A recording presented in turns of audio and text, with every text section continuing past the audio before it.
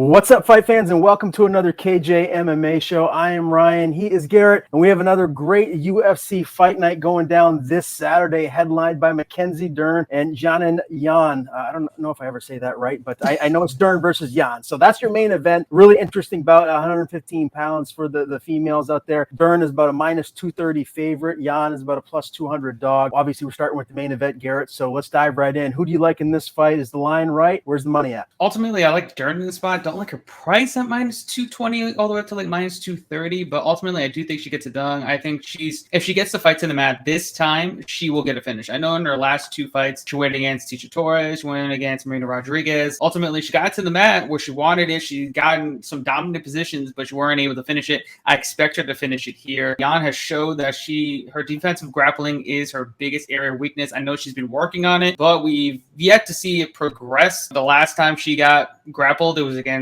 Carla Esparza, and it was bad. Beaten to a bloody pulp. In this matchup, I feel like if she gets taken down, Dern is going to get her neck or take a limb and eventually submit her and get a job done. Yeah, I'm with you here as well. And Jan, losing two straight, Marina Rodriguez, Carla Esparza, as you just said. When you look at her wins, I mean, Claudia Gadelha, Carolina Kowalkiewicz, those are nice. Angela Hill, that's a nice win. But I just kind of feel like Mackenzie Dern, this is her time. She's been in there with some, really tough opponents. Obviously, Tecia Torres most recently got that split win. I'm with you. I like Mackenzie Dern here in the main event. Now, your co-main event is Randy Brown and Francisco Trinaldo. Brown, minus 330 favorite. Trinaldo, a plus 270 dog here. Is there dog money? Or are the dogs going to be barking here? Or do you feel like this is Randy Brown's fight to lose? I don't want to say it's his fight to lose because Trinaldo is just a guy that's, he's always in every fight. He's got the power, even at 44 years old, to put anybody's lights out. He's surprisingly 5-1 in his last 6 fights, which is crazy considering his age.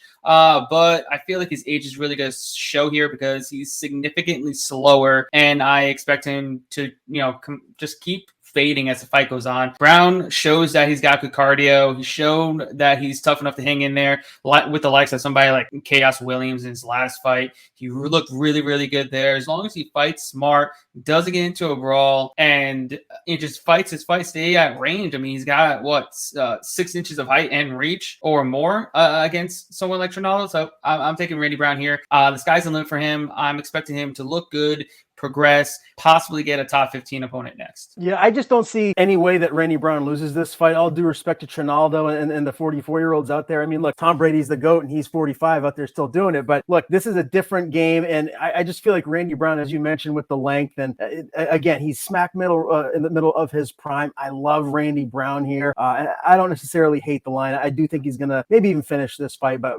feel very confident he gets the W here. Let's move to bantamweight. Hani Barcelos and Trevin Jones. Barcelos minus 235 favorite, Jones plus 200 dog. I'm actually surprised this line's as close as it is. I think Barcelos is going to run away with this one. Are you with me? I am. I'm just a little bit worried from the last fight against Victor Henry and where he kind of faded as the fight went on and progressed. I'm hoping, we don't see that type of Barcelos, but if he comes in and fights like the normal Hani Barcelos that we've seen in the past, even against Timur Valiev, he beats Trevin Jones every single day of the week. Trevin Jones, there's a point where he could be 0-4 in his last 4 fights. He had 2 come from behind victories in his first 2 fights, and then he's lost his last 2. So in theory, if he didn't come from behind, he could have been 0-4 and potentially out of the UFC already. But this is a fight that Barcelos should win, and I expect him to get back on track here. Yeah, 100% agree there. Now, Don Shameless Shanus is stepping in on short notice to make his UFC debut against Sodiq Yusuff, and Sadiq's a massive favorite at minus 1100. Don is a plus 750 dog. And this is interesting to me, Garrett, because when you look at Don Shanis, granted, this is his UFC debut. He doesn't have the same resume as someone like Sodiq Yusuff does, but Don Shanis has been in there with some high-level fighters. I mean, he beat Chris Lencioni, a Bellator staple, beat him by UD. He actually beat Cody Pfister as well, round 1 via strikes. And Cody, as we all know, is a former UFC staple. He was in the promotion for a very long long time. So this isn't a guy that's just coming in off the streets that doesn't have a pedigree to be here. I still feel like Sadiq should win this fight, but this line is way off. I feel like it should be a hell of a lot closer than it is. I completely agree with you. I don't think he should be a minus 1100 favorite. I don't think Yusuf should be a minus 1100 favorite against a lot of people. I think he's good. Don't get me wrong, but if you look at the Alex Caceres fight, he was very lackluster there. Granted, I know he lost to someone as good as Arnold Allen, but he didn't look good there either. We're talking about a guy that's not a potent finisher, so you're giving a guy a minus 1100 line that's probably going to go to a decision, which is not good. So there's a chance that he could possibly lose a close decision. Not saying he's going to, but it's minus 1100. And you're taking a guy that in his last 6 fights, he's gone to a decision 5 times. He's only got 2 knockouts in the last, 4 or 5 years. I just can't see it. I just can't see him really looking like a minus 1100 price. For him to look like a minus 1100, he's got to have to get a finish probably inside like 3 minutes, which is definitely not happening. I think Yusuf gets the job done, but there's no way in hell you should be, 1, playing him in that line. 2, there's no way he's going to look like a minus 1100 favorite. He literally has to get an early, quick knockout to get that price point, or complete another bloody beatdown, which I also don't see happening. So I got Yusuf winning, but I think Shane puts up a much better fight than the odds suggest. Yeah, and as far as I'm concerned, if you got a little money to spare, if you want to risk something, throw some money down on Don Shainis, because this is the sport of MMA. Anything can happen. And Don Shainis is a dog. He's going in there, and I mean that in the most positive way. He's going in there, he's going to be scrapping for everything he can get. And this is his UFC debut, so he's going to bring it all in there. So if you got a little money to blow, why not put some down on this massive underdog, Don Shainis? It could cash out and make you a lot of money. Now, let's move to about 140-pound catch weight bout. John Castaneda and Daniel Santos. Castaneda minus 185 favorite. Santos plus 160 dog. What's the smart play here, Garrett? I think Castaneda gets the job done, but I just can't play him at this price. Minus 180 to minus 190. I don't know where he's shown that he should be respected that much. I know he beat Miles Johns, but Miles Johns is somebody that always tends to fade as the fight goes on. He did the same thing. He got knocked down, then he got finished on the mat. I just don't see him being that big of a favorite. I know with Santos, he didn't look great in his UFC debut, but I feel like we're going to see a much better version of him. He's got more time in to get ready for this fight, and I feel like it's going to look a lot closer.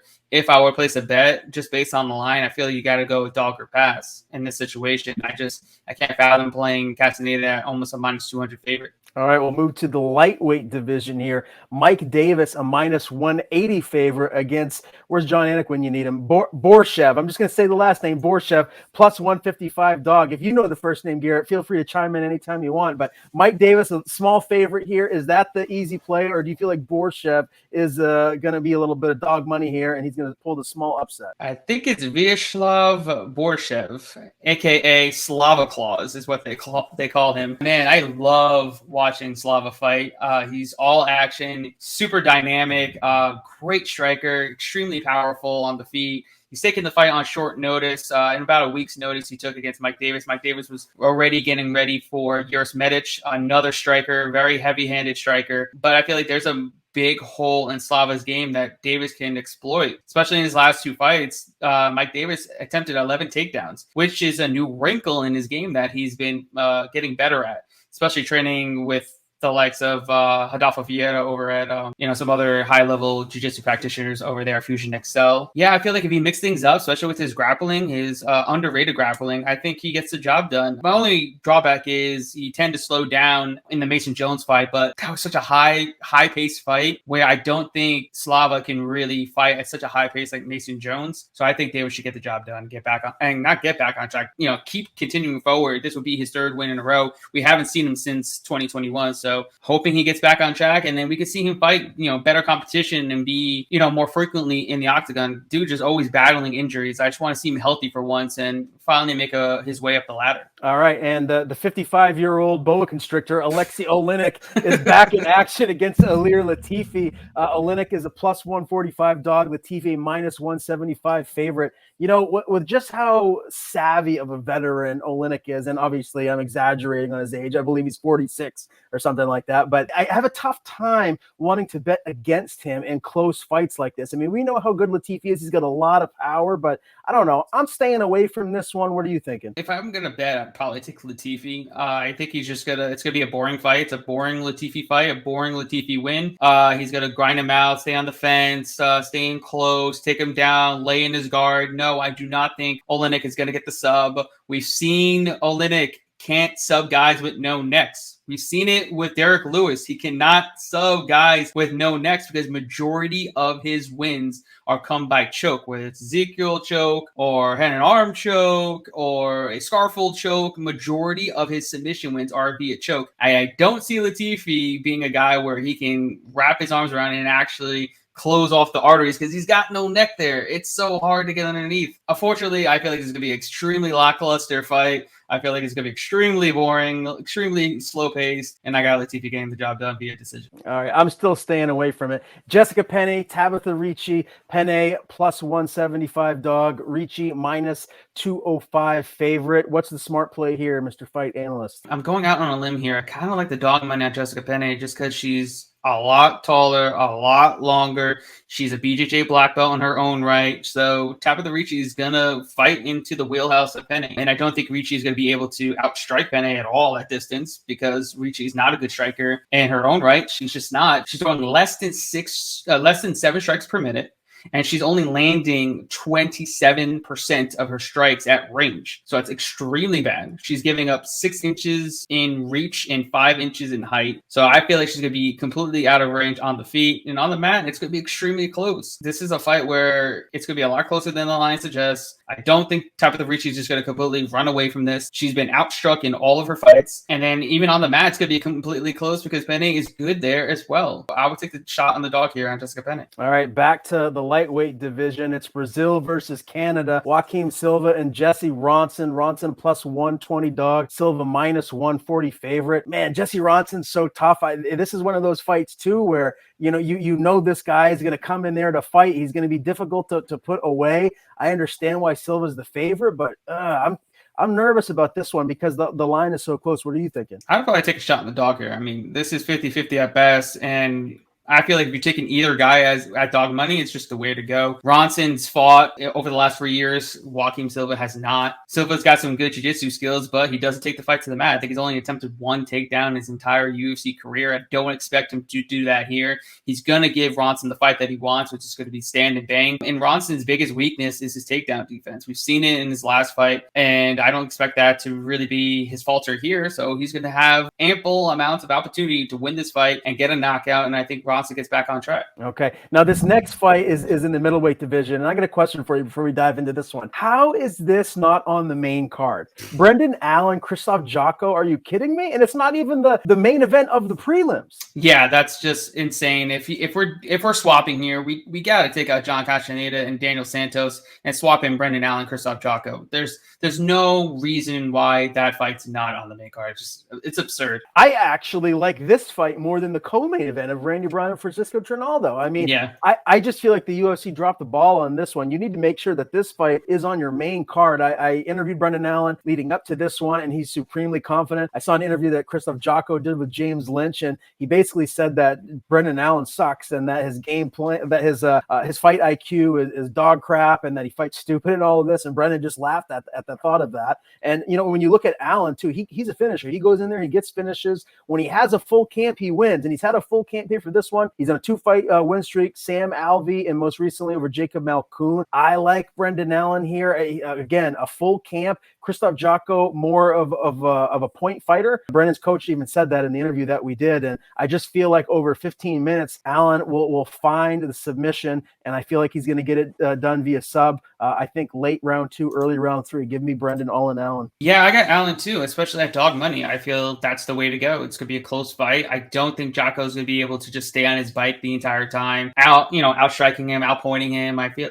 Allen's extremely tall and long, so it's very hard to just go in there and match him and just outpoint him at distance. The reason why someone like Sean Strickland was able to do that because he matched him in terms of size and length. Jocko doesn't match him in terms of size and length, nor does he do it with tenacity and coming forward. Jocko's not the one that's going to be pushing the pace and putting the pressure on. He's going to be the one that wants to stay on the outside and just pick him apart. Allen's going to be coming coming forward. Allen's going to be the one that's going to be looking for takedowns, mixing in takedowns, staying in the clinch, and just doing more than Jocko. He's going to be doing more. Jocko wants to stay on the outside and wants to just land strikes and get out of there. Allen's going to be the one that's going to be taking him down, rinse and repeat, get him up on the feet, grind him out as much as he possibly can, possibly get the sub. There's more ways to win for Allen in this fight, and I'm taking Brendan Allen. Yeah, I'm all in on Brendan Allen. If you like the pun, if you feel me with where I'm going there. All right, a little cheesy, but that's okay. It's late. Maxime Grisham, Luis Felipe Lins,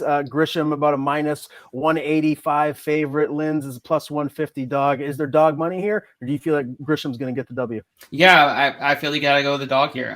Christian, I don't think he should be a minus 180 favorite against Lins. I think Lins is the faster of the two. I feel like he's going to be the one throwing more volume for sure. I think he's going to be landing more. I do think Christian is the better striker. He's better at range. But at the end of the day, it's about what looks good on the scorecards. And Christian's style of fighting is not good. It's very boring. The judges don't like seeing it, where Lins is going to be coming forward. He's going to be throwing more. He's going to be landing more. He's going to be more active. And I got Lins winning a close decision. I think it's around plus 300 or plus 400 for Lins via decision. I think he gets the job done. All right, this next fight is basically a pick'em. Julia Stolyarenko, Chelsea Chandler. Who do you like in this one, Garrett? I have no idea who I like in this fight. I didn't like anything that I saw from Chelsea Chandler on tape. She normally fights at 145 pounds. She's coming down to 140 catch weight against Stolyarenko. Chandler's biggest strength is, being bigger than her opponents, just bullying them against the cage, taking them down, using her ground and pound and her jiu-jitsu. She's a brown belt in jiu-jitsu.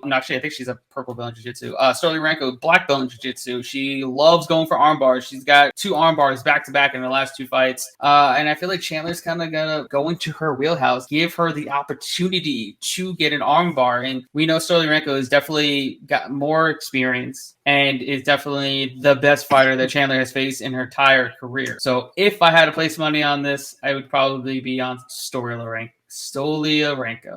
Yeah, I'm with you as well. And the fight that kicks this card off is Randy Costa and Guido Canetti. Costa's a minus 300 favorite, Canetti plus 250 dog. I think that line's about accurate. I would be very surprised if Costa loses this fight. If he fights smart, I feel like he's got this one in the bag. But again, Canetti is one of them guys that is a dog. He's the underdog here, but he's also a dog coming into this fight. So you got to fight smart against him. Do you think Costa does that and gets his hand raised, or do you feel like he makes a mistake and Canetti capitalizes? I wanna take Costa here. I just don't like his line. Minus 280, a guy coming off back-to-back knockout losses. Not good at all. And we know that he's not good after round 1. All of his wins are in round 1. And then I think majority of his losses are after round 1. So it's round 1 or bust. I do think Costa should get the job done. I think he's more explosive. He's longer. He's obviously a ton younger. Ultimately, he should be able to get the early knockout, but man, it's just a price where I don't want to pay a premium on a guy that's coming off back-to-back losses, back-to-back knockout losses, and has not got a win outside of round 1. So those are all red flags for me to not want to pay a premium at minus 280, but I think Costa should get back on track against Guido Canetti. Before we do sign off, Garrett, take a look at the card and give us a little parlay, one that you feel like could help the viewers make a little money here this Saturday. Parlays, it's all about having fun, throwing a little bit to make a lot. So let's do some prop parlays here, so we can put a little bit to make a lot. So we're going to take Lins by decision at plus 400. Then we're going to take Latifi to win up by boring decision as well at plus 330. Randy Brown to win via decision as well, because we know that Trinaldo does not normally get finished. I think the last time he got finished was like 10 years ago. And that will give you plus 4,630 on a 3-leg. So you got Lins via decision, Latifi by decision, and Randy Brown by decision for plus $4,630. That means $10 wins you $463. Plug this one in for me. Let's say Brendan Allen wins by submission. Plus 450. Hani Barcelos wins via decision. By decision. Plus 120. Give me Randy Brown by decision. That is plus 2,562. So you can win a little bit of money on that one too. $10 wins you $2.56 and 20 cents. Not bad. Yeah, I like some of these matchups. I like all the ones that I just mentioned, and I'm with you on most all of these fights. So again, another great UFC event coming to you from the Apex this Saturday. We gave you all 13 fights in just about 23 minutes here tonight. So make sure you go to the YouTube channel and subscribe to the Vegas Odds YouTube channel for all of our content. And we will see you guys again next week.